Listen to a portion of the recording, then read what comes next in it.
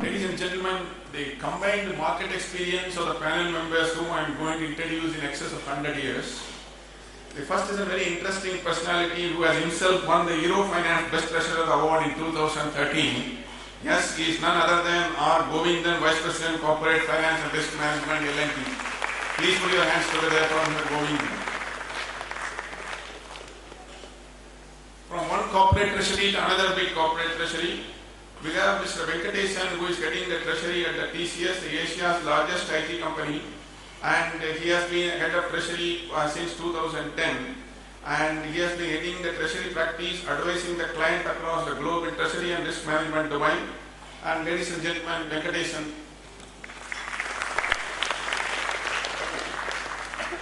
We have a semi-regulator come market practitioner in Balasubramaniam, popularly called as Bala. Bala is the Chief Business Officer at the BSE and is currently in charge of the market business of BSE, encompassing equities, equity derivatives, exchange-traded funds, currency derivatives, interest rate derivatives, mutual fund distribution and SME platform. He has close to over 22 years of experience in capital markets and exchange industries and was also a part of the core team involved in setting up the NSE. He is a Master's from Commerce from Mumbai University and a rank holder from the Institute of Cost Accountants of India. Ladies and gentlemen, Bala.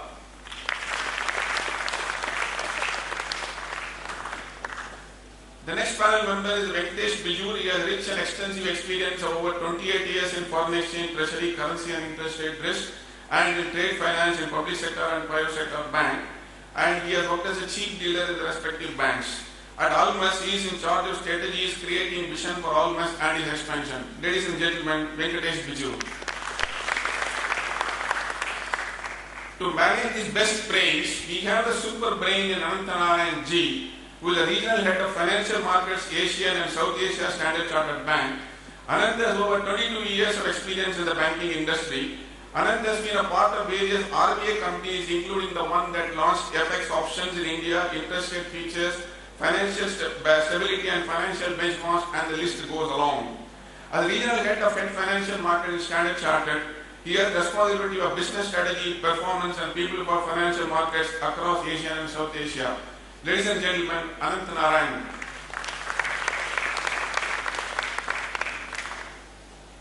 Over to you, Anant, to manage these converts. You have time till 12:40.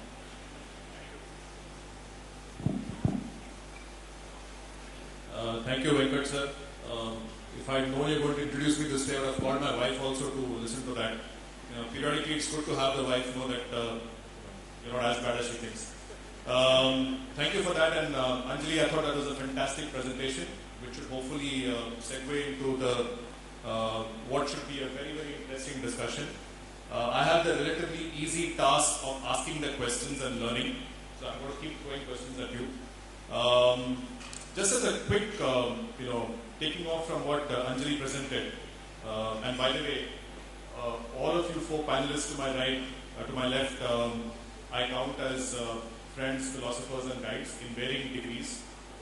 From each of you I've learned various things, so and I'm not ashamed to admit that, and I'll keep learning. So I think it's a great opportunity for us to kind of try into their brains and get out some of the knowledge which is there inside. Just as a starting point to this whole discussion, right? Sometimes we have these motherhoods and cliches which become part and parcel of our lexicon, right? One such cliche used to be deregulation and financial sector reforms, right? Now, I learned at a very early age from a boss whom I still respect that the wisest people ask the most foolish questions, right? So we had once a discussion about some esoteric such topic about, financial sector reforms, where we were discussing for half an hour. I don't think any of us knew what financial sector reforms really meant or deregulation really meant. Sometimes, and unfortunately, this topic of internationalization of the rupee is one such cliche, right? If you ask the foolish question of what exactly does it mean, and what specifically are we talking about, people look at you and say, what? Are you actually against internationalization? Just as they would ask, oh, you're against deregulation? But I'm going to ask the foolish question first, to try and pinpoint what do we mean by internationalization. As Anjali pointed out, there are several facets to it, right? One is things like capital account convertibility, making it easier for Indians to take out money. And the reverse, making it easier for foreigners to bring in money if required, right? Then there is ease of doing business. You know, do we make it extremely difficult in terms of documentation for people to manage their risks? Then there's the whole question of NDF, and NDF is another complete bugbear which we shall pick up on separately. So let me start by asking each of you, starting from you because you're next to me, Renki. What does internationalization of rupee in specific terms mean to you, right?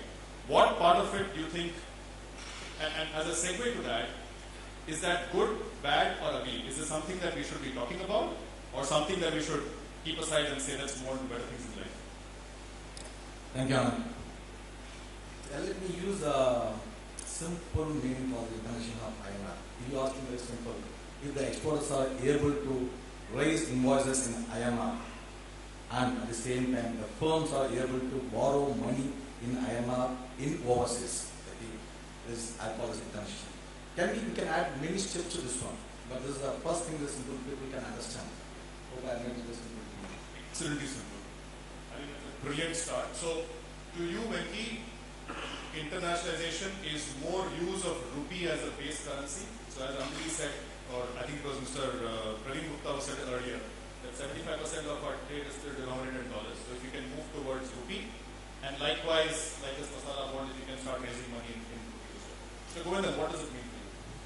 I will just say I will actually give an experience. 2012-13, when did the euro crash happen? Whether the euro will stay or not, right? Now I am saying this because how difficult it is for real companies to deal with issues. So we were trying to do a large project in France. Right? We had to make, there is a program by some 20 countries together setting up a facility in France in the aerospace related area and telecom related area. It's a joint venture across some 20 other countries. India also participated. We built and then we won the project. So we have to do some equipment here, do some work there. This is what the whole show is. This will take 10 years to execute. Right? So how do I bid? Do I bid in euro? Do I bid in what? I mean, I have bid in something. Right? Then I was thinking, okay, 2011, whether euro as a concept will exist or not, one never knew. So this guy, so I signed the contract for 10-year period in euro. These damn guys, today euro exists. Euro never existed before 2001. And there have been always been various movements, or if you look at the history from 1960s, this common currencies, ERM, everybody has come with various variations of this. So the real problem was if it breaks, right? Breaks in the sense, if the mutualization of debt, if Germany doesn't support Greece, there is no euro, right? The fiscal side, the monetary side, and the complications come along with. So how do you deal with the existing stock of liabilities? So I do the work, euro doesn't exist, a lot of money has to be due from the French government to me or the joint venture company to me. And he says, since it's in France, I pay the French franc because if the euro doesn't exist, there has to be a local currency, right? So what is the rule related to that? So I was checking around what is the international rule related to that. If the breakup happens, what happens? So if you look at it over a slightly longer period of time, some of these complications, what is the legal? See, I'm saying, I'm not talking in the context of internationalization, but I'm saying even for something that is established, this confusion is something which you have to deal with to start with. So it's a very complex subject, even in something where it exists, where I'm not sure whether our Reserve Bank of India, if there is anybody here, maybe they can confirm, whether the first ones to buy the euro when the concept of euro started in 99. I think they waited for 5 years, 4 years, 5 years. So euro was drifting lower and lower and lower. So even for a group of stronger countries, this meant so much of credibility issues. 5-10 years of struggle. And that struggle had to be relived again in 2011. Like I told you the example of what we had to deal with. Because then we asked those guys, the French government, you pay me in oil, right? Because I have bid on some basis if the things changes, okay, you pay me in oil, or I need, you pay me in something which makes sense to me because economic value I need to protect, right? So we tried discussions and it was become very difficult. So I think it can be a very complex subject, but I would agree if rupee was accepted in, I know in UAE, the whole of Gulf, 1960s, Indian rupee was a common currency there. I mean, it was used there. I think even in Singapore, I think a bit of that happened. In certain other countries it happened. But it will make life easier for us if you don't have to deal with currency volatility. Everything you do from a company side is in rupee. You don't have to worry about anything else. You can go about doing business. But how difficult business will be, that's a separate subject altogether because the transition period will be very, very complex. Thank you, Mr. Govindan. This is coming from a person who did the first trade in Europe globally, by the way. So taking advantage of the fact that all of the world was closed on 1st of January on the day when Euro started. So if I hear you, you're essentially saying it's about confidence, it's about longevity, it's about sustainability, and of course you're also agreeing with the way Mr. Venki has so succinctly put it, about actually making it a tradable currency of confidence going forward. Great. Mr. Biju, all over to you. Yeah. Yes, Anand. See, when we talk about internationalization of rupee, so I'm not telling that tomorrow the rupee will become convertible or to be globally traded. The intention of this seminar itself is not that.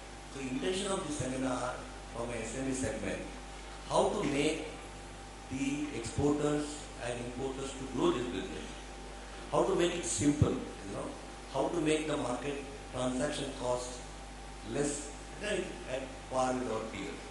That is the intention. Making the borrowing, it should be allowed in the currency of their choice. Making business in India, like I always compare, make in India.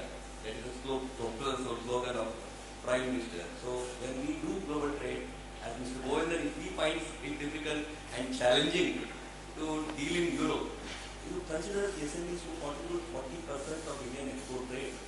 To make it easy, and to make it easy, to my mind it comes, the process of internationalization has started. And there is no other book. Just now you mentioned 43 regulation just because rupee is moving from 53 to 58. This way we cannot develop any markets. So currency future markets, it has come with an intention to provide hedges to SME segments. But today in reality it's something else. To making business in India is easy. That is what international is. That's a good perspective. So as I hear you, it is ease of doing business, which is a big part of why they make in India. It's a complicated topic because as a banker I can tell you, and I'm a minority in this particular room, the cost that SMEs face for facing financial markets is such a complicated topic. Frankly, many banks will stop quoting because the cost of capital that we have to keep aside for doing some of this business is so onerous that I will not quote. It does not make sense to me. So it's a much larger topic. Having said that, the core is, I think all three of you agree that if we can have rupee being used a lot more freely with ease of doing business, that should make cost of doing business come down and therefore improve efficiency. I have a second question to that which we'll come to after going to Bala, which is, if this is the end state, do we actually need capital account convertibility eventually, not tomorrow, but eventually, and is that the direction we have to move towards to achieve that end state? But I'll come to that later. Mr. Bala, all yours. Thanks, Anand. So, primarily as an exchange, we basically symbolize nothing but free markets. So, as you all know, that rupee's journey actually, in some sense, is pretty controlled. So, there is a capital control philosophy out there. And what we are seeing is that over the last 6-7 years now, since the exchange markets have come on the currency, although we have been allowed only on the derivative side, with no access to the spot. We don't have a spot market. Spot market is purely within the banks and within the authorized money dealer range. What we are seeing is only on the hedging side. So basically what has been allowed is that users can actually use it as a risk management product. That is what is the free market which is allowed. And that also is allowed with so many restrictions in terms of participation and so on. But for me, this is actually in some sense a very interesting signal from the Indian policymakers and the Indian Central Bank, in the sense that we are slowly moving away from just purely kind of a controlled market, both on the current and the capital side, to actually allowing slowly some access to people to use it. So primarily as an exchange, what I symbolize, Anant, is availability and access. And as we see that actually, given that the Indian economy as a whole, it's growing, and we think that we'll grow and we'll also have more influence in terms of affecting the entire external world sector. And India will become much more central in terms of being a dominant player. Obviously, in that sense, the march or the journey for rupee to become truly internationalist has to start somewhere. And as Mr. Padmanabhan summarized, it's actually a process. It's not something which is going to happen overnight. It's not something which is going to be a goal also in some sense. It is something which will keep moving. It's not going to be like a static thing. So from an exchange perspective, what we look at it is that we continuously are working with the policymakers, trying to make this product more available, more freely, and we don't want so many interventions in terms of actually losing the ability of the free market itself on the rupee trade. And that is what we primarily are trying to push for. And as a infrastructure player, what we are trying to do is we are now trying to make it available to everyone's screen. So virtually every household can now see, just like the way they look at stock market prices, they could look at the currency prices in that sense. And it is something which is available. And we are making it available in almost every platform, including Android phone and so on. So availability is what we are really pushing. And obviously to customers like Mr. Govindan and Venkatesh, obviously they have severe challenges in terms of accessing our market. And also, we think that at some point, if we have to symbolize a true market, at some point all these players should rightly feel that this is the market of my choice. And to that extent, that is still some time away. So for me, unless we realize this first step, then the next step and the goal towards actually moving towards more internationalization is good. So that's a good point, Bala, and it's a good perspective on the exchanges. I'll tell you what my dilemma is though, right? We live in this two-speed, hot, cold world where we are trying to marry two extreme opposites, right? You have the OTC market, as Anjali mentioned, which is distorted with huge amount of regulations. So if you want to sneeze, you have to go and get a document or get a permission from the RBI, and both Mr. Venki and Govindan know that. Enormous amount of documentation and scrutiny for every single trade. On the other side, in the hallowed halls of this particular exchange itself, you have a relatively free traded, I know there are restrictions as Anjali mentioned, but relatively free market, which talks about efficiency and access and making householders deal in foreign exchange markets the way they deal in stock exchanges, where my mother, without having a single underlying, can bet her entire life savings into the movement of dollar rupee. Right? Here you have one market which says restricted, only underlying based. Mr. Venki and Mr. Govindan can deal only if they have underlying. Other market is practically a casino where retail people can blow away the life savings, and I'm using an extreme term. So now we have to first understand there's a paradox, that there are two regulators who have two different objectives, who have set up two different systems, and they both coexist. Now, my point is there a convergence at all? And I know there is convergence happening, as you said, Bala. OTC regulations are easing up right now because times are good, right?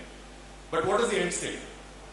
Is it again about making life freer so that, for instance, the $15 limit which Anjali mentioned for FPIs in exchange is removed and no limit? What is the implication of that? That means that there will be no NDF because FPIs who access NDF and futures can freely arbitrage the two, right? So it comes back to the whole point of, are we heading towards a completely free market where restrictions are minimal and therefore there is some sense of capital account convertibility which comes in. So let me now go to Anjali and start with that particular point. Is this about capital account convertibility? Eventually, next 100 years, what will be the time frame?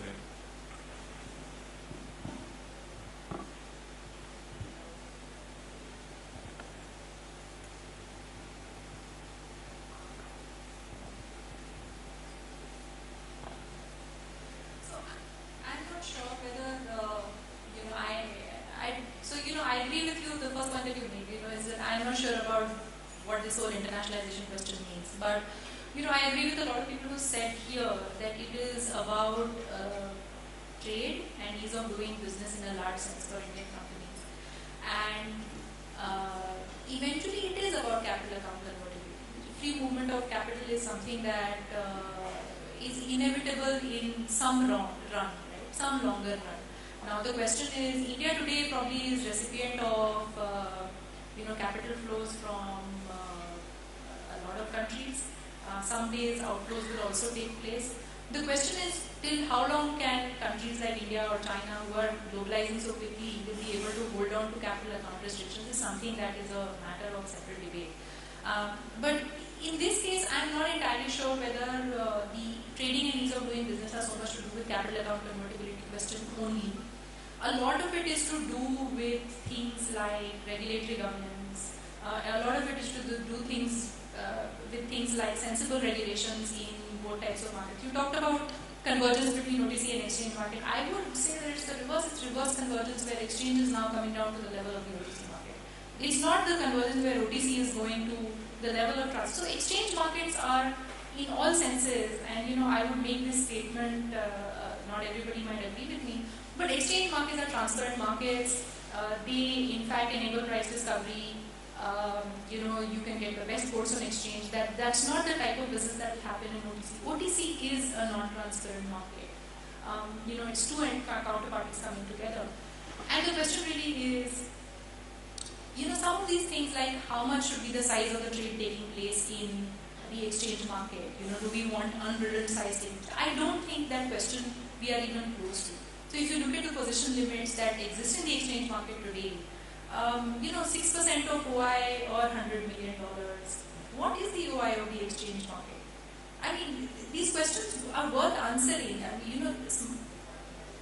Do we really believe that the exchange market is unbridled and free and allows? So can L&T manage its risk management part, hedging on the exchange? I suspect the answer is no. So I think we are far away from a point where we can say that we have a paradox where there is a free market. That market is really small today, right? It's nascent, and I think a lot of the actions that have taken place between 2008 and 2013 or 15 even now actually indicate a lot of discomfort with the presence of that market. There is regulatory and policy discomfort with the way the exchange market is basically because OTC is such a nicely bank-led, RBI-controlled market that there is a lot of discomfort in exchange being a free market. It shows up in the kind of regulation that has come up with exchange. I mean, it's unique, right? I don't think anyone can say they've heard of documentation on exchange anywhere else. Right? And some products, like, is anyone to see that they would not like to have options as products?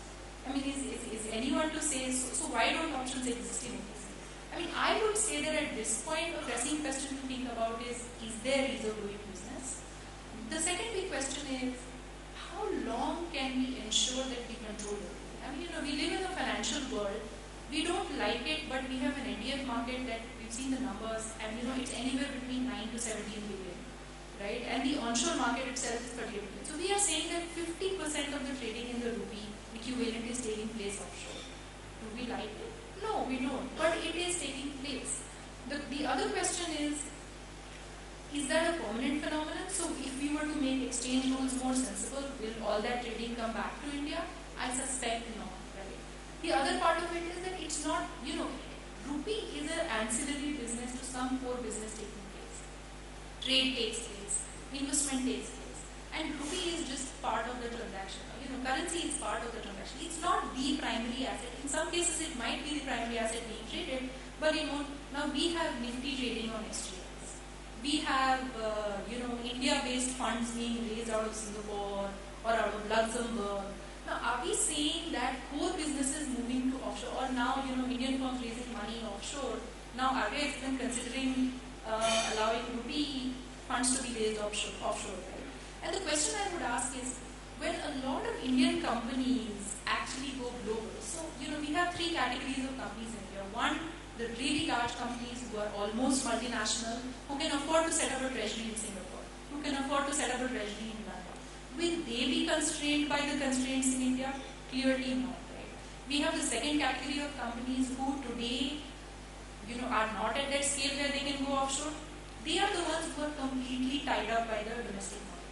And the third category of companies are the SMEs, and that's something to think about, who probably, as you said, are not getting quotes from banks, have limitations on the exchange market, and probably are contributing to what we call this unhedged forex exposure. We are making the problem and then saying it's a problem. We've created a market where they have no ability to hedge and then say, oh, there's so much unhedged foreign exposure, etc. It's a question worth deliberating. Do we need capital account convertibility to solve a lot of these problems?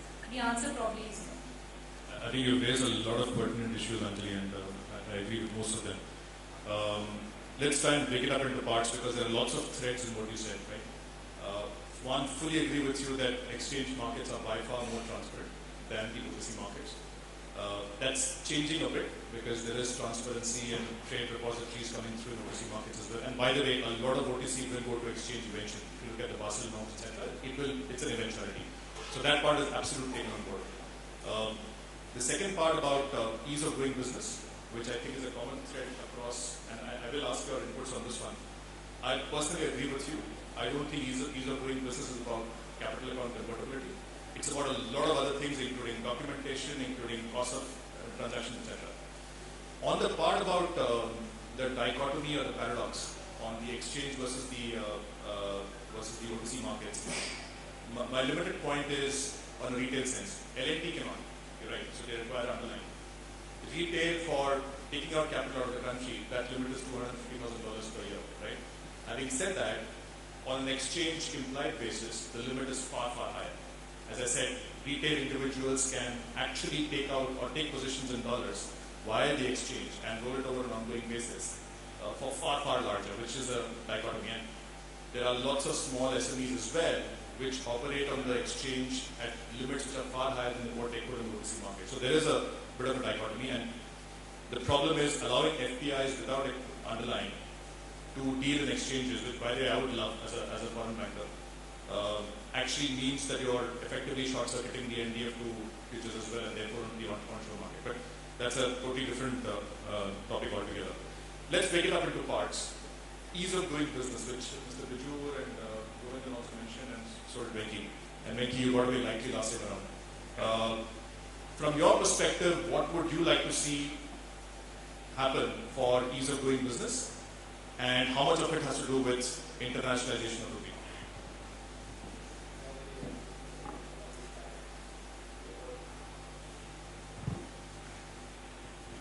I think 2 days back you would have heard from the news that we have now gone up at least 2 notches in the ease of doing business in India.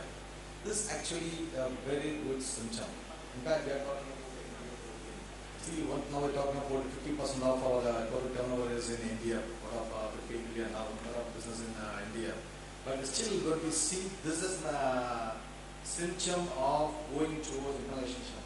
Okay, of INR. I say yes. Probably the time frame which I'm going to be putting in, say not overnight, but it's a couple of years.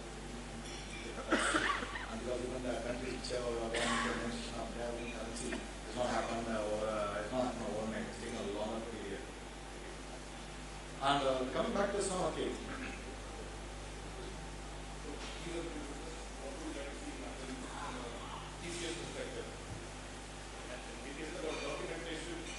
Okay, this is about documentation, regulations. See, people look ask me. Still, I feel the OTC more comfortable than doing trades in exchange. Okay, because the amount of liquidity what we have in the OTC is enormous when compared to exchange. Okay, as I said, it will take some more time to get this business transferred from OTC to exchange. The documentation part, still, I feel, okay, is the main barrier for getting the businesses moving from OTC to.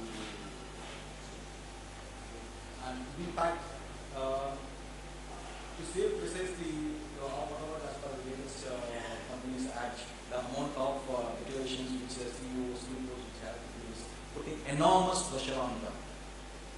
This documentation will come to, there's a major thing which gets reduced probably.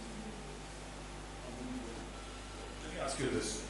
Do you think, and to Anjali's point, but I think exchange markets, if freely allowed, would be far better than OTC markets in terms of efficiency? should we have a free market where there is no requirement for your CFO or CEO to make any, representations, no documentation requirement, where you can do proper economic hedges?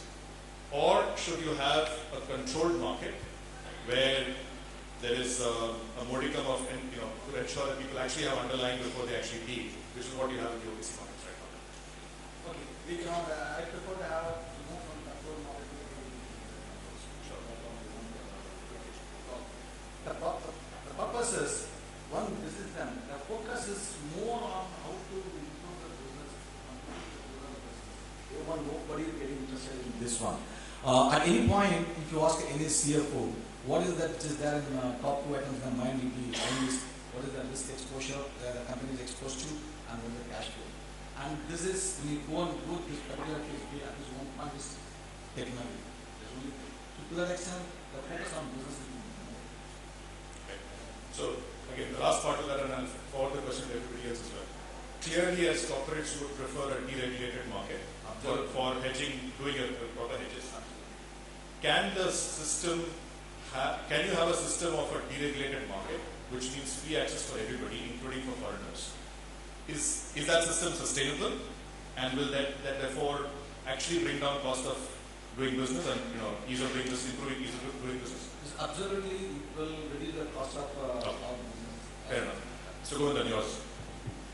Actually, frankly speaking, the concept I would say is, see, this concept of whole financial market being the best way to allocate capital. I mean, that's the whole concept that comes from this globalization. I think big picture, I think some of the smaller countries have taken the path of, if you look at South Africa, their role they have taken is, okay, I'll have to be the gateway to all African countries.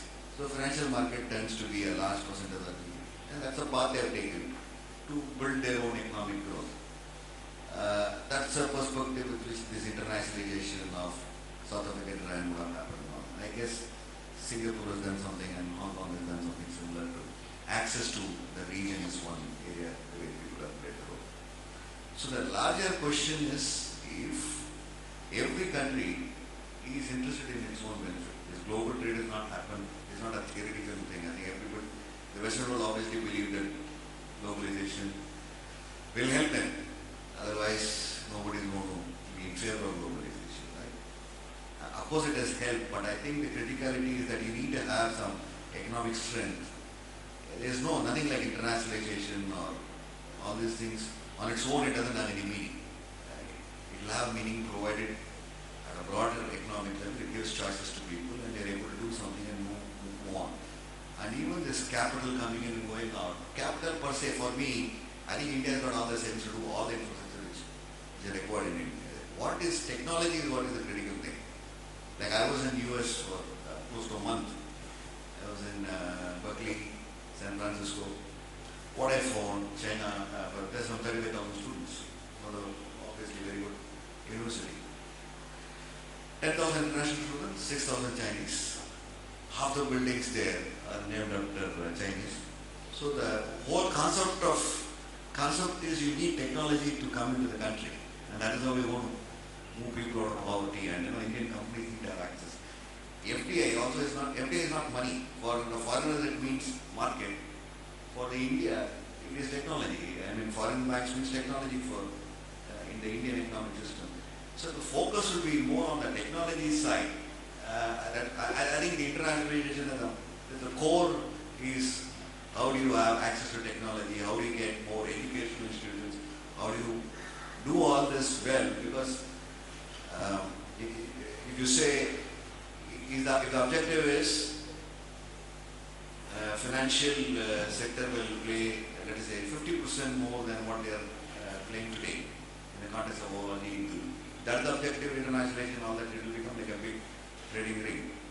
But if the real stuff is to do with technology, you have to find ways of doing it.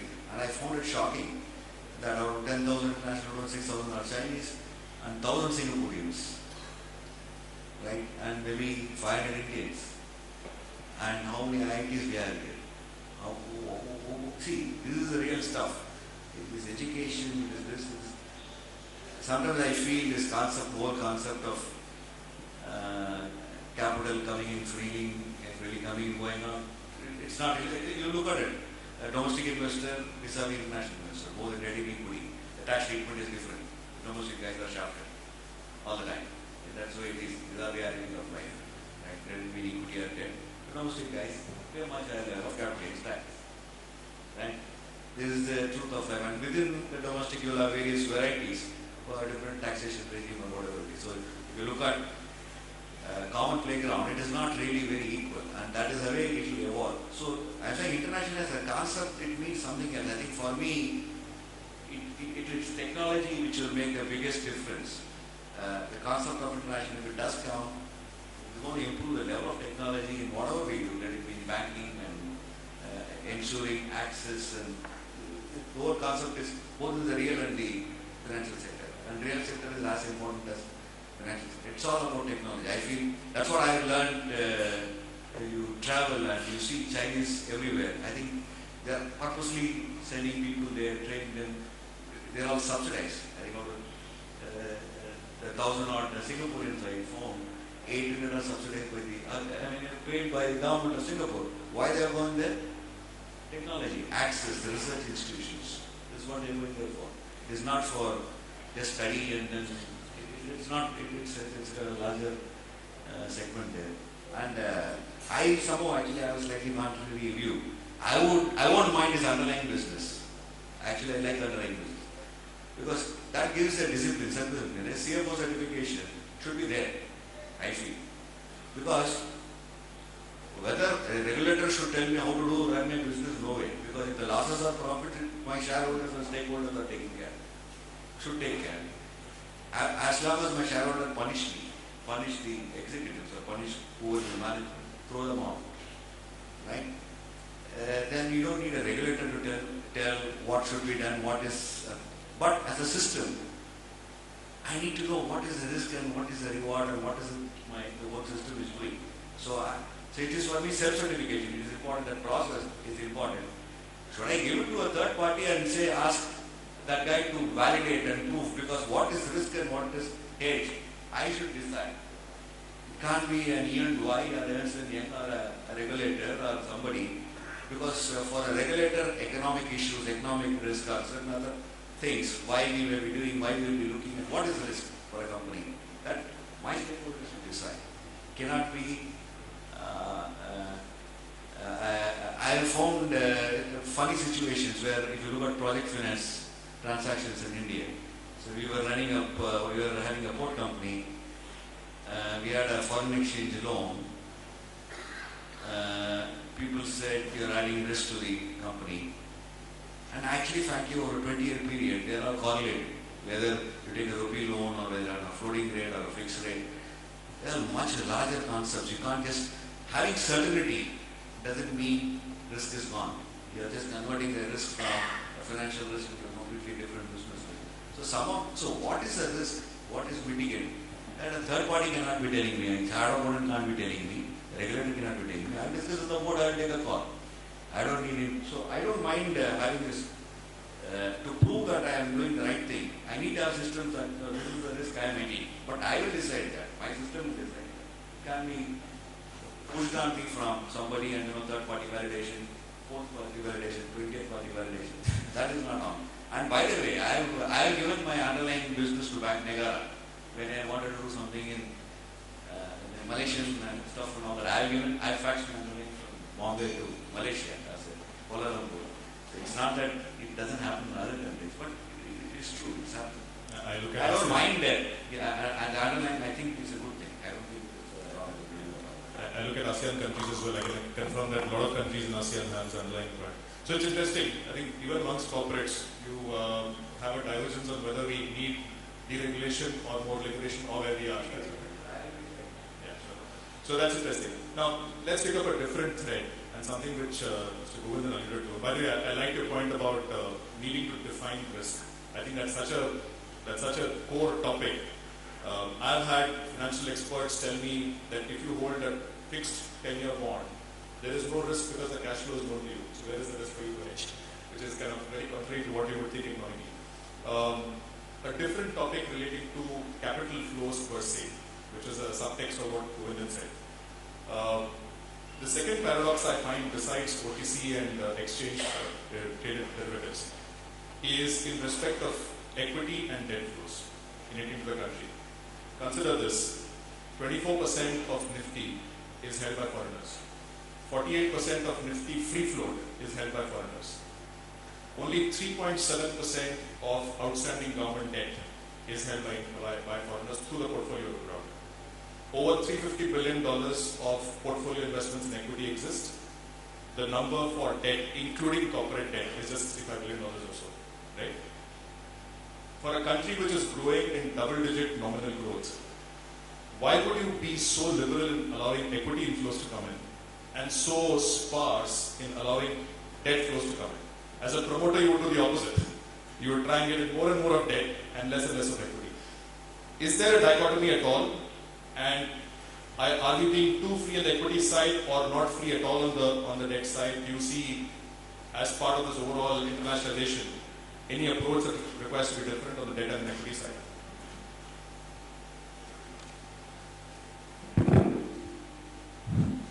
The first question is that I'm going back a little about convertibility and internationalization. As Anjali said, in Reliance or a big corporate, today he can afford to have a very good treasury anywhere he likes. Okay. This recalls way back in 1998, Dr. Rangarajan was then governor. He told, you and I, we don't need convertibility. Those who need convertibility, it is already there. It is in 98. Okay. So coming back what Govindan shared, see what we are talking, 43 regulations just to control the rupee. And can't we give freedom to corporate like big corporates that they manage the risk? Why can't the Reserve Bank or the bank, of course, because they are lending their money, they have to take care of the risk of the client. Why at macro level? Why at RBI level? No? Then another thing what Padmanabhan has told that today, when technology comes in, transparency, price, everything, he has told the bank, this will not run. Okay, this music, when it stops, you don't know. Then coming back to the equity and debt, what you asked, my counter question to you is that relates to convertibility. That if foreigners can own a bank like HDFC or a good corporate, okay, why can't Indians own good companies around? To make that reality, we need convertibility, we need internationalization. After all, rupee is what? It is a medium of transaction. Currency is evolved to do business. It is not the other way out. Okay. It's all interlinked. It's all interlinked. So we have seen that is allowed, Mr. Bujur. So Tata's, for instance, is the largest manufacturing-based employer in the UK right now because of their acquisitions there. So I guess it's a question is between debt and equity. Do you see there as a paradox at all, or are we doing right? No, definitely I see a paradox. Debt has to be there. In fact, I will go a step forward and I will ask question, why the government, other whole corporates are borrowing at a cheaper rate and they can manage the currency rate. Even government should go and borrow it and reduce the risk. They should also bring down the cost. Then the whole question is, we all know, if you see the debts and all, the reserves, $350 million is not sufficient. Literally, we can say in the balance sheet of India, we have more debt than the reserves. So the question comes, how much debt we can allow? The equity, as we said, is the longer term. People will not run away. And 2013, everyone knows, it is the debt market who are responsible for having run on. So regulators, everyone is not that much open to debts. But I do agree, debts we should end. Either on the deregulation part or on the debt versus equity. In fact, I have quite a few things to comment on the previous discussion as well. So probably I'll start with this. Obviously, the equity infusion liberalizing started way back in 1992. Until date, we have, as you rightly said, a huge part of equities is today owned by foreign investors. And if you look at it from a free float basis, probably they are pretty large today in that sense. But on the debt side, again, it all goes back to our psyche. Because we were always, in some sense, having a problem of current account deficits. And the Reserve Bank and the government both had valid reason to worry about what will happen to the rupee stability. And that is the reason why they actually created this policy of not having too much debt. In fact, I have questioned people in ministry, people in higher levels at RBI as to why they have this continuing policy.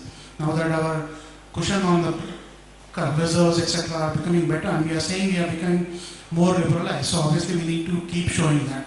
So what they have done is they have taken very baby steps in kind of allowing more foreign currency, and they still think that we are still not ready as an economy to really embrace that kind of a freeness. But it is inevitable. For me, whatever this kind of a paradox which exists has to go away at some point, because right now we are in a little inefficient kind of a mode, but at some point we'll go and keep on discovering a way towards more efficiency. So in some sense this is going to happen. And to pertain to that, right now the government's mindset as well as the Reserve Bank's mindset is to allow corporates to probably raise more debt. And they are also more comfortable if they want to raise foreign debt or even rupee debt. That is why this topic of internationalization is coming in, because they feel that if it is rupee debt, the problem could be much lesser for them to manage. But on the government debt, I think they are pretty stubborn about not really taking too much of foreign debt on that side. And they have obviously their own fears and their own concerns in some sense. So obviously we'll have to leave it to their pragmatism in terms of when they actually liberalize on this particular side. The other thing which he talked about was on the risk, right? Like finally, end of the day, each one of us, if we are free citizens and we say that we are free citizens, we obviously have to look at free markets to decide what we want to do. Today, I don't decide what I should be buying. Nobody regulates me in terms of whether I should be spending so much on buying shoes or buying food or buying consumer durables or whatever. That's finally left to human choice. So effectively, if you want to look at a basically liberalized market on the rupee side, again, people have to be free to decide which form they want to hold their store of value. That is what is the final semblance of a free market. We are far away from it. And if we are talking about internationalization and that, to that extent, I think we'll have to walk many miles towards that direction before we actually even get closer to whatever internationalization which we keep talking about. We are not, no Indian is embracing that, forget foreigners embracing Indian rupee. So effectively that is where I think we have miles to go before this thing actually really happens. And the desirability obviously is both ways in terms of how much does India grow, how much does India's influence in terms of trade, commerce, cultural stuff, how much we can affect the rest of the world in terms of externality, is also going to decide how much internationalization is going to happen. So it's in some sense evolution of our economy, our growth, everything, which is also going to decide what India. So it's not a cause effect kind of a thing. It's something where both of them move actually in tandem. And that's what we may probably end up seeing. Good points, Bala. Just one point to both Mr. Bijur and Bala on this debt versus equity conundrum. Mr. Bijur is absolutely right. In June 2013, after the Fed taper tantrums, we saw far bigger outflows in debt as compared to equity. It's a chicken and egg though. Equity markets are part of MSCI indices, and a lot of the portfolio flows which come in just track the indices.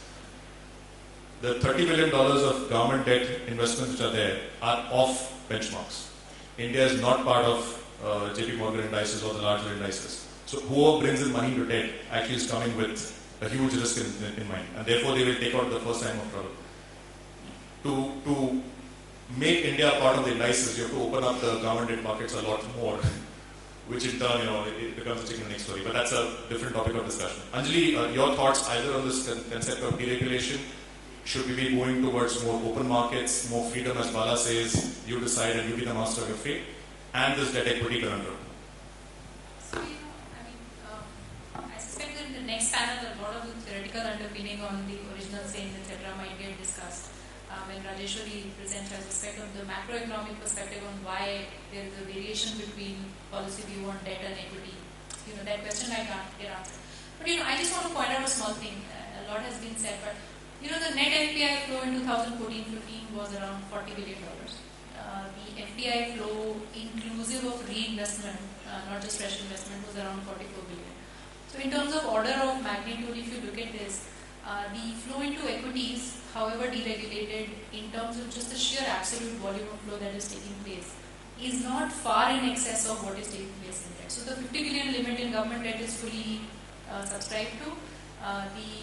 The limit in corporate debt is partly subscribed to, and the reasons for that are various again. But the question is, just in terms of the order of magnitude of the amount that is flowing through to both, and it's a proportion. So when you say 24% of Nifty is owned, I question what is the size of the entire market there vis-a-vis the size of the debt market. Okay, I'm just going by the total portfolio investment outstanding, which is about $350 billion for equity and about 65 for debt. I mean, look, it's not the full story. You also have ECBs, you also have FDI and all that, but FDI by the way is more equity than debt. But having said that, just the portfolio flows itself was what I was going to. I mean, I just have that limited point to make. Is that just in terms of sheer size? I mean, the numbers are not very different from each other.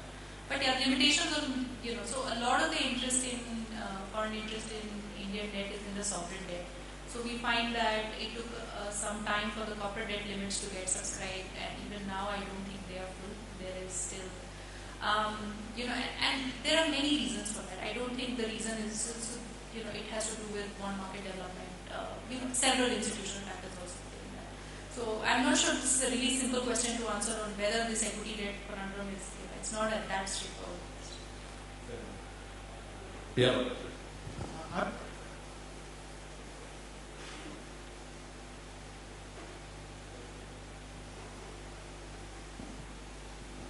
I would just like to add one more context. In fact, I was in Chennai yesterday and I was speaking to one of the large investors there, and he was saying that HDFC Bank as a story has grown phenomenally over the last 1.5 decades.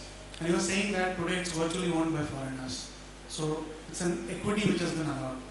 And he says that in that sense there is a wrong policy which is being followed by the policymakers by saying that especially when India is in such a huge growth kind of a phase, we are allowing them to actually buy an asset which we think is risky but is actually not a risky one.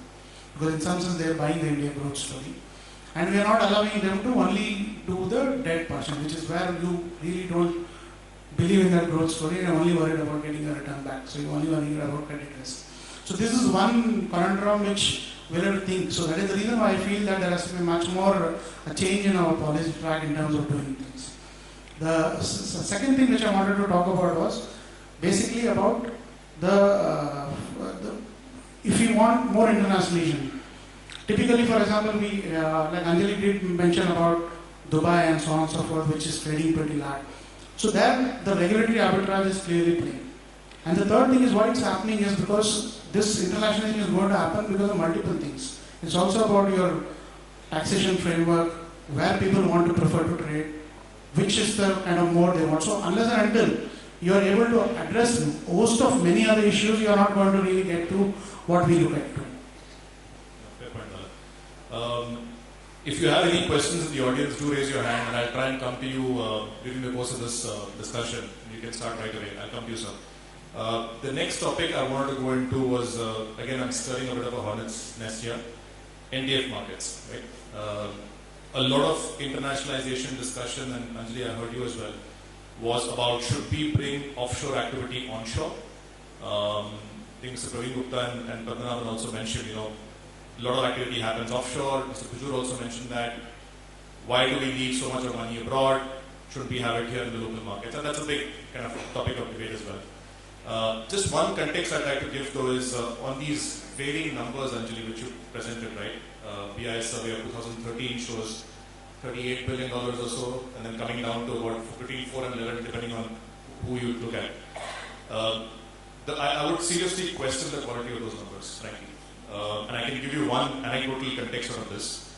I know of at least one bank internationally which deals in the NDF markets, which was quoting to BIS the notionals in rupee terms. It's as simple a situation of that instead of quoting it in dollar notionals, they were reporting numbers in rupee terms, and they still do that because they insist the foreign currency is rupee, and therefore they will continue to report notionals in rupee terms. So I'm sure there's been a lot of quality control since then, but I can tell you as a market participant, and by the way, I follow every single law of the land before you ask me, despite being a foreign banker, the numbers thrown about the size of the offshore market, frankly, amaze me. It can't be bigger than the local market. I just can't see that happening. But anyway, that's a different aside. My question is the following. When we say Gift City, let's bring offshore onshore, what are we getting into? A lot of people who have underlying exposures, whether it's FPI, whether it's MNCs, whether it's FDI flows, already can hedge onshore. There is the element of ease of doing business. So when they have to produce documents to hedge, it's a pain for them as well, and therefore they don't hedge here, they hedge offshore. A lot of the activity offshore otherwise is people who don't have underlying in India straight away, and therefore can't hedge the onshore markets in one form or the other, right? By allowing internationalization, by which I presume it's a short-circuiting of offshore onshore, and allowing free flow through futures or OTC markets in some form, are we actually going to beget more and more flows, or will this actually be great in terms of efficiency, markets? What are we getting into? What would happen if you were to collapse this NDF market and bring it onshore in totality? Go into a Korea type situation where onshore and offshore practically track each other. What I feel, and I think flows will happen, but I think we'll have to also take a call on what do you do with the flows. Let it be India there. It will be great to have the control here, because the whole objective is all, if you look at the final internationalization, which is the dollar, it's all about the power of dealing with, I mean, that is ultimately the power and ability to control the whole game, right? So what you do with the flows is more important than, I think the challenge is that equity people, their entrepreneurship doesn't happen because I think that Ma-Baap relationship has been there with the government playing a significant role post-independence on every economic sphere, except in the last maybe 20, 25 years. As well as that entrepreneurship stuff is gone, everything, the tendency is to put deposit in a public central bank.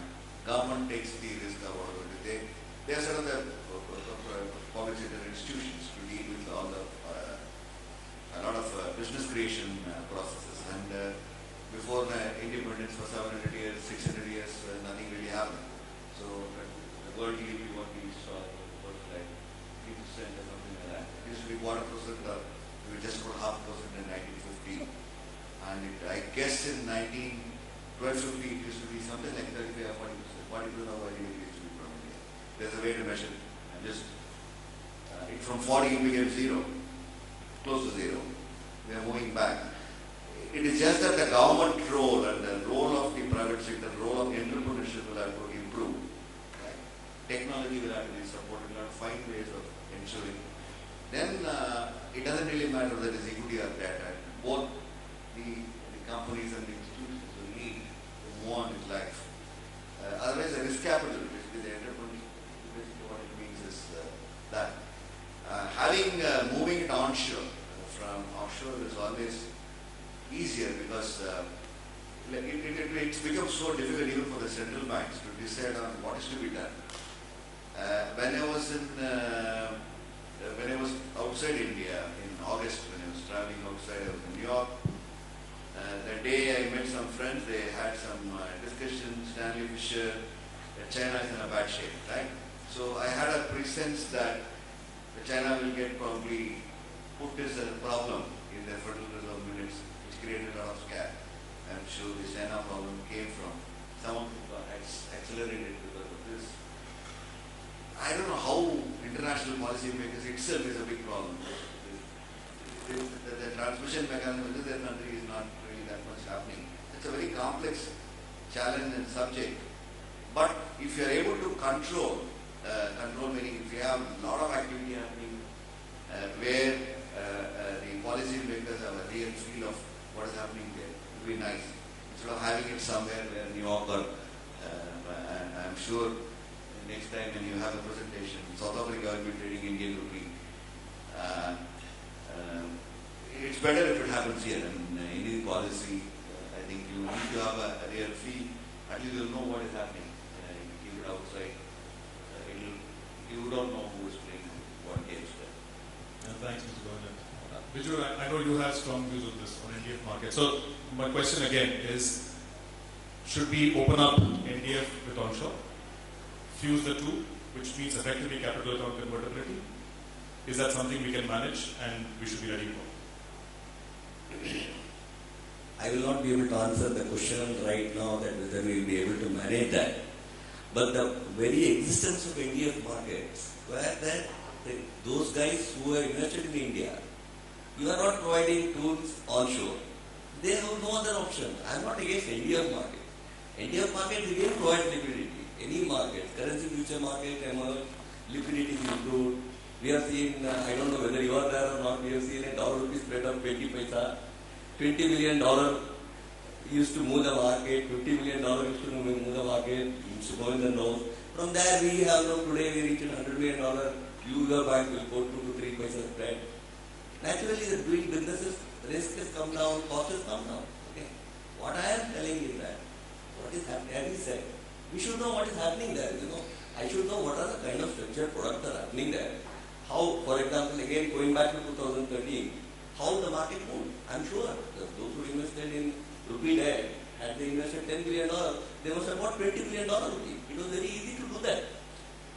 So, but when it comes to here, as Venkatesh said, you give this underline. Other day I was in Vizag, okay. The exporter, he was in the export for 20 years and around $80 million business he is giving.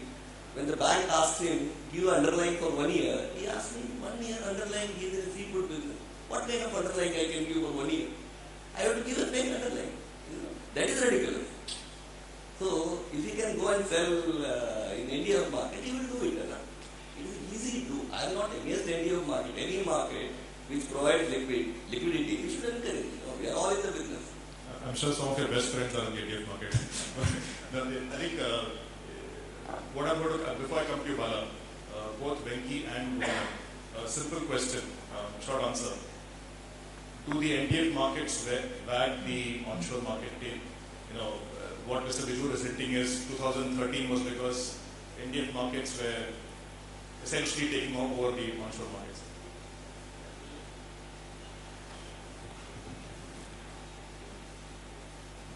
See, in fact, the NDF market is making us, keeping us quite active. Even when you get up in the night around 12 o'clock, you just go and see the thing where the NDF market is, where it is going to open next day. At least that is the end over there, no. The next day morning, as you get up, first thing what you see is, where is Singapore is open? Where is India is going to open now? So this is making a reaction. See, I'm just coming back to your question. The NDF market, actually, there should be bought in India. We have to identify what are the reasons why the NDF market is actually existing. In fact, I'm very happy. Earlier, the word India itself was not accepted by regulators. Now they are openly talking about India. Okay, that the look itself, the regulator look itself is getting changed from what was earlier from now. Okay, so we have to look at that one. See, some of these transactions, what they do, or what are investments, what they keep in India, that they invest in India, is not being able to get a heritage in India. There's no other way for them to go and do in the overseas. Okay, so ideally, the NDF market should be getting driven by the onshore market. It is the other way. This NDF market is driving the onshore market. Do you believe that, Mr. Govinda? Do you think NDF market drives the onshore? I think the problem, I think it is true that nights. See, that is because we don't have a 24-hour cycle of price expression. Like 25 years back, I remember doing transactions when I was younger. At 2 o'clock in the night in dollar rupee. It was there, it was open. Now we are shutting shop at 4:30, every guy all the spot trading guys in banks are shut shop at 4:30. They are expecting companies to shut shop at 4:30. Banks to shut shop at 4:30. So between 4:30 and 5 o'clock, the banks are rigging the market, obviously. And from 5, rigging happens outside. Morning you come, it opens somewhere, either significantly $2 lower or $2 higher, you don't know why. But it is there. If you have a 24-hour cycle and people do what they want, then you don't have this issue of who will control what and problem. Problem is the gapping happens, and where it is there, you don't know. The problem is gapping, right? I mean, 4:30 you close shop, and suddenly it is 2 rupees lower or 2 rupees higher, or 1 rupee lower, or 1 rupee higher, or 50 rupee lower or higher. I think when the Indian market is active, I am perceiving the Indian markets lead the show in the sense that I think people look at outside what is happening. Some impact on global developments will filter through here. But I think the problem is more, I think that's you got to make it 24 hours. And I guess then I think we'll be looking at what is happening in Indian rupee. You don't have to look at what is happening in Singapore, Nifty, Singapore, Dubai exchange and all that. We don't have to do that. Make it open. I mean, you have to keep shop for 24 hours. We can't have market for 6 hours and hope the control will shift there. Whatever happens, it happens in the day. During the day, I don't think there is any. Two takeaways. I think the point you make of extending working hours or having a full cycle in some form or the other. The other, which I really liked, which Jules and I think Ranky's point as well, is ease of access for people who have underlying in India, exposures in India, but are forced to deal outside because of local. Absolutely, I would make it open. I don't think. When we are doing business outside India, we expect that to happen. I mean, when we expect that freedom to do business in South Africa and certain other parts of the world, it's a lot freer, and so I guess we don't expect the same courtesy. I have a simple example on this one.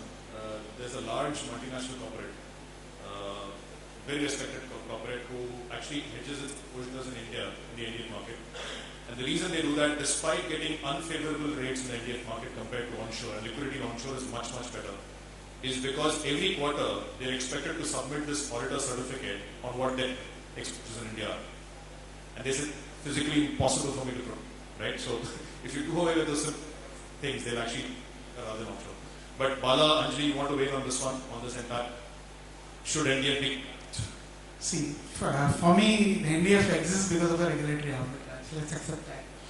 Now, all we have to do is reduce that arbitrage, and obviously their size and their influence will reduce. In fact, when you mentioned it, I was just telling Anjali that they are now the lead indicators. Because obviously the big issue is the access timing. We are saying that, for me, the one asset class which is 24 hours trading is the no blinder is actually foreign exchange. So effectively, we still are looking at it from a mindset that we have to have it 9 to 5. In fact, recently in Bombay now they have said you can keep open shops till night. Right? So effectively, that is what internationalization actually will have to be. You'll have to give people time, convenience, whatever it is. For example, what has the banking revolution happened with core banking solutions coming? People no longer go to the banks, they just use, and they can use it at any point of time. Even at midnight, 2 o'clock, I can go to a Flipkart and shop, and I can make a payment. So that's precisely what is actually required out here. That will also improve employment for banks. We'll hopefully have 2 shifts now, people working, or 3 shifts. Anjali, you want to weigh in on this? Just a simple point is that, we believe that using the NDF market for domestic entities, using the NDF market is not serious. You have a company here, you probably need to set up a company somewhere else, and you have one position sitting in one book, the other sitting in another book, there will be tax implications, there will be transfer pricing implications. So, I suspect that a lot of trading that takes place in the NDF is not real businesses going out and trading in the NDF, but financial institutions, hedge funds, etc. It's the capital flows element of it which is getting traded in the NDF market. And then the question is not should it be collapsed, but the way we have structured our regulations on entry, and I go to FPI entry or FDI entry, is that can they be collapsed? So we need to go far deeper into what needs to be done for it to be collapsed before saying should it. It's not a really simple, it's not that removing documentation on FX trading will collapse it. There's some deeper thinking that's needed to be done. Absolutely good point. In fact, in the mid-80s, when New Zealand actually opened up its markets, there was one large American bank, in fact I can name it now because the bank doesn't exist, Bankers Trust, took a position against the Kiwi, which was equal to 15% of the money supply in that country. Right? Eventually, I believe the RBNZ governor had to call up the Federal Reserve counterpart and say, can you please ask your bank to behave, right? If the collapsing does happen, it's a question of, actually allowing a lot of flows to come in. Many of it could be speculative in a totally different topic altogether. Sorry, there was a question in the back somewhere, which I promised, and I need a better mic. If a mic can please go out to them. If you can state your name and the person you're addressing the question to, please. This is Bhaskar. This is Bhaskar from Central Bank of India. My question is, actually in the morning session and in this panel discussion, we told that the internationalization of the rupee is nothing but rising the invoices in the rupee. Okay. Now the question is, okay, I am willing to raise the invoice in rupee, then who is going to accept it? Okay, the other counterparty, there is a lot of controls and restrictions to hedge their exposure. Okay, now we are thinking about our MSCs or SMEs, they are facing the brunt of the currency movement. If the other side, if the counterparty is not allowed to hedge the risk, then what is the repercussions and who is going to accept this kind of internationalization? Actually, we have tried rupee invoicing. The successful experience has been we imported some 2,500 crores worth of equipment, and it was for an infrastructure project, and we knew Europeans will not. We were okay with some Korean companies. We said I pay in rupees, and I think only 1 month back before that the circular had come from Reserve Bank saying that you can import and export in rupees, because we definitely didn't want to take the currency risk for this project. Therefore, at 1,500 crores of size, 2,000 crores in that range. And Koreans were very aggressive, and they did do. But I wouldn't have expected Europeans to do it. I wouldn't have expected Americans to do it. It would typically be Korea, or probably maybe a bit of difficulty in China. Chinese companies have done it. Even Malaysian companies, if they had the technology to supply that equipment, goods, maybe they would have done it. But we shoved the risk to them. I mean, the risk moved from us to somebody else. I hope he did something about it, because the currency moved from 45 to 70 or 60 and all that. I hope. So, we were saved. It definitely did help us in passing this from here to there. But I wish he had a bit more chance in hedging in India, if he had a chance. I don't know what he did with it. If they went outside and did something, it's a 5-year exposure.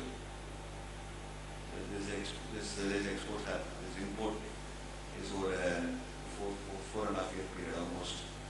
3 years of weighted average, 2.5 years of weighted average duration. That was the size of the exposure. So it did happen. So people do take, but Koreans maybe, because the size and all that is there, they may do it. But I won't expect Europeans to do it. They think euro is their answer to dollar domination. Right? That is the reason they construct the concept of euro. And also ensure that war wounds are forgotten. They get some economic connection between the countries. But I don't expect Europeans and Americans to pay us. Maybe it can happen with local countries nearby, and maybe with Korea, maybe with some of the African countries where the Exim Bank has provided some capital, 10 billion line to some African countries and all that. You tell them, okay, for the import and export we will start getting within rupees, and maybe it can happen. Some of those places it is possible. It's not possible in Europe, because they are not going to accept our rupees.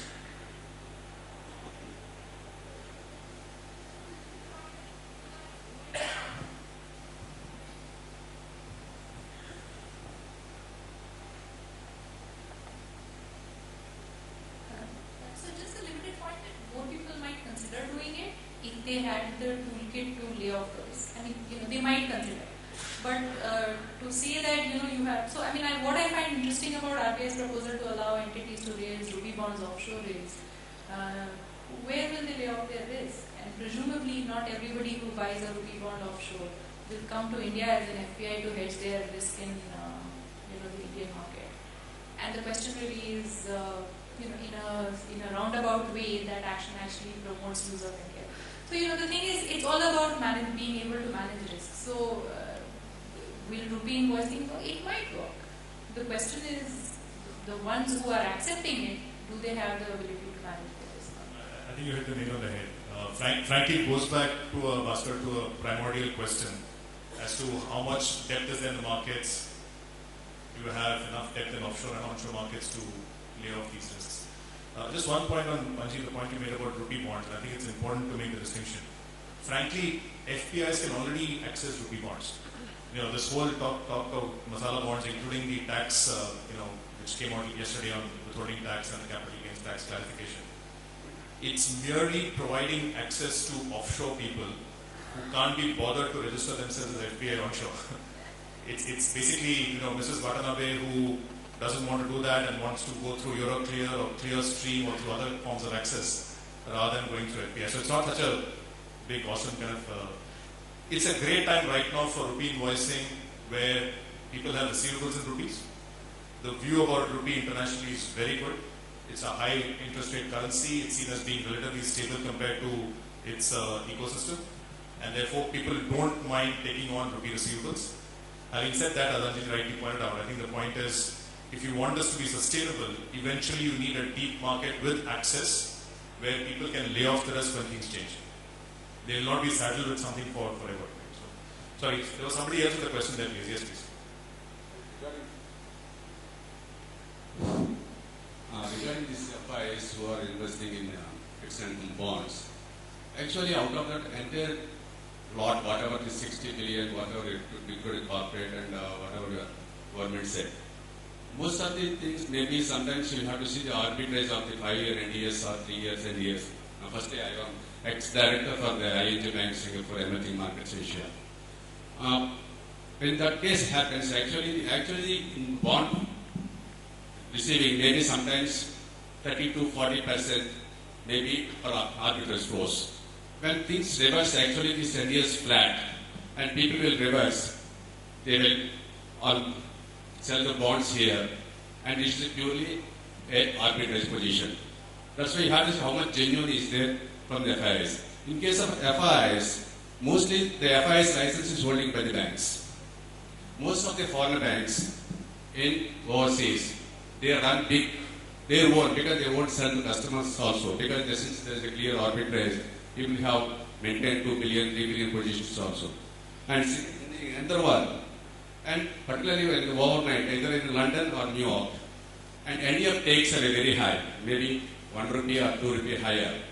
And generally what they do, because there is a risk, overnight people, the trader may be holding a position of 200 million, 300 million overnight, and morning what may, during, till Asia opens, what happens in the news comes, what he generally will do, suppose if it is already having a bond position, then what he will do, instead of that, no, he will sell the bonds here to liquidate his NDF or his NDS, whatever it may be. That is also sometimes affects on Indian bond position. And second thing, and regarding this... the last thing. The last thing, please. Okay, first these two answers. Maybe I can take this one. It's a good point. But I think there's a nuance involved. The volumes in long tenor offshore markets, as I understand it, is extremely low.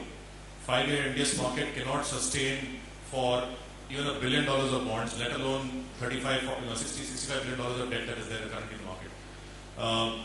But it's a good point on arbitrage flows when it comes to short-end bonds. In fact, I was one of the, I know it's anti-market in many ways, but I was a huge votary when RBI put a restriction on 3-year bond minimum requirement. And one of the reasons why, despite it not being free market, I was a proponent of that, is this kills NDF arbitrage flows. If you buy a 6-month T-bill, it's easier to hedge offshore and do an arbitrage trade. With a 3-year or a 5-year bond, very, very difficult. The volumes are just not there. So on the NDF market, let me tell you another thing, right? And people have given a lot of views on this one. In my old college days, there was we had a class representative in our class, right? I still remember his name was Shifke. He was a fantastic student, teachers fed, all of that, right?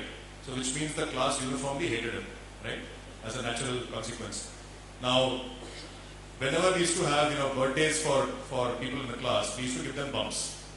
And when women have birthdays, we can't give them bumps, so we used to give Shifke bumps, right? So eventually, whenever anything went wrong, we used to say bumps to ship cake or whatever, right? So, the fan is not working, bumps to ship cake. Unfortunately, NDF markets in many ways have become the whipping boy of, the entire financial ecosystem. Anything goes wrong, NDF. June 2013 when things blew up, NDF. I don't know how much of truth is there, not there. When we have these, as I said, the volumes in NDF market, I would really question. I cannot see those kind of volumes going through. It's an easy whipping point to have. But I'm not sure that that's the real. The depth in the markets in NDF market are just not there. For doing circulation or Dubai to Hong Kong to Singapore doesn't really work. In my one humble, we can have this chat offline maybe during the course of lunch. But and by the way, the other thing which is important to note is whenever there is volatility, let's face it, RBI watches markets like a hawk, right? I can tell you as a foreign banker, there was no way I will do NDF arbitrage even if I was allowed to by my internal situation because I will lose my job, I will go to jail, right? There is no way my CEO will countenance me trying to run onshore offshore positions because he will lose his job. It's just not worth anybody's while, right? And believe me, RBI controls positions in times of volatility like a hawk. For all the large scale, not just foreign banks, also for local banks. They do a very, very good job of that. So I'm giving out state secrets out here, but whenever there is volatility which is undue, you can be sure RBI is watching every single move. And by the way, this is not just RBI. This happens in Bank of Indonesia, this happens in Negara, this happens in Bank of Thailand, across the globe, not just in India. Sorry, any more questions? There's one question there. Hello. One last question, Mr. Venkat, otherwise will strangle me. Yeah. So my question to each of the panelists, and I want a quick response to this. I want a timeline, a hunch, that the dream of the internationalization of rupee has been realized. You're assuming we know what internationalization of rupee means, but anyway, let's start from the reverse order. Actually, you go first. I don't know. Just a hunch. What could be? I have no answers regarding these things. No, I don't know. I think only RBI can give you the answer for this. So, being a trader, you have traded. Let us bet on this. Yeah, the process has begun, and we have learned that RBI is open to it. Okay, and I hope all people here are not opposing that. So it may happen. I take a guess. 2018, it may happen. I mean, internationalization, the definition will have to be clear, what I mean and what RBI means and all that. But I think process of liberalization is there. The end game is centralization where it is accepted by everybody as a medium of exchange and all that. That is at least, real internationalization because there is no real capital to contribute. There are level, you can't just move level. Conceptually, there is no capital account even in US and Europe and many parts of the world. So I think it is maybe 5+ years away. Yeah, the ages of loans in 1992 to again introduction of capital convertibility in 1997 approach happen. If you take the case study of some other countries which has gone through the entire process, I think it should take anywhere between 30 to 40 years. So we started with 92, so we have at least minimum 10 more years to get into this currency target stage. My quick perspective, India is a 2.2 trillion economy as Anjali pointed out. China is about 10, US is about 17, Europe is about, EU put together about 17.5. India is going in that direction. I have no doubt. So, given the sheer demographic dividend, which hopefully we'll make good use of and not squander away, given manufacturing and whatever inform will come here, given we'll be the working class in the next 20 years, I have no doubt our 2.2 will go up towards, in comparable terms, 10, 15 over the next 20, 30 years. As that goes on, rupee as a currency will grow in countenance, just as Chinese yuan has over the last few years, since China has become a huge economy. So direction of travel to me is very, very clear. If you want a specific milestone, I'll give you a specific time. Okay, thank you everybody. Very, very illuminating discussion. We didn't agree on everything, but nevertheless, I think a lot of food for thought. And there's food, I guess, an offer as well. As Mr. Rajesh Shah of NFPFP will be summing up the discussions, I am not going to sum up what has happened, but leave only two thoughts to the audience and to the panelists. and more to the think tank and organizers. In the next conference, whenever they hold, there should be a separate discussion on NDF markets, because the NDF markets was first, it was no discussion markets 10 years back. Now it has started discussion and it has become a no finality discussion in the market, NFD. So I suggest that we should have a separate discussion on the NDF markets, and the sound of your applause will tell how you have enjoyed this panel.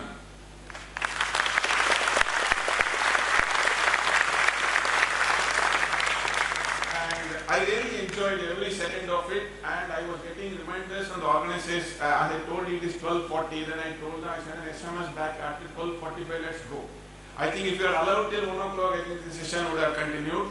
My heartfelt thanks, and as a token of our gratitude and affection, may I request Jairam Krishnamurthy to come and give a memento to all the panelists, including the chairman.